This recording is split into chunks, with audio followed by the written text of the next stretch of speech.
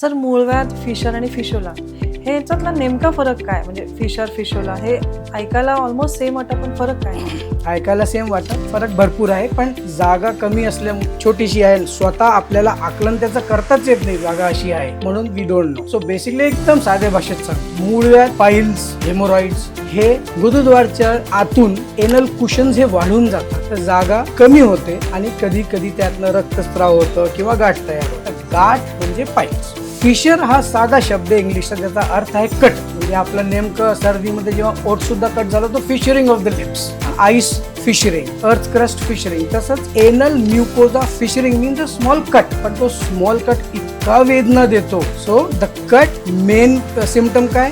वेदना, pain. That is fissure. Fistula हा दोघांपेक्षा थोडा कॉम्प्लिकेटेड असतो. ह्याच्यामध्ये पस तयार होतो. Basically it's a part of anal sepsis, ज्याच्यामध्ये एक एक्सटर्नल ओपनिंग असते आणि एक रस्ता तयार होऊन आतड्यांपर्यंत जातो, जिथे इंटरनल ओपनिंग असते, आणि ह्याला फिस्चुला म्हणतात. ह्याच्यात कधी कधी पू भरून जातं तर मोठा ऍब्सेस तयार होतो. That is way people make a mistake. छोटासा आहे, थोडाच पस येतोय, नंतर बघू, आणि नंतर मग मोठा ऍब्सेस होतो, वेदना होतात. So that is fistula. एक असा रस्ता जो आतडी पासून कातडी पर्यंत तयार झालेला असतो.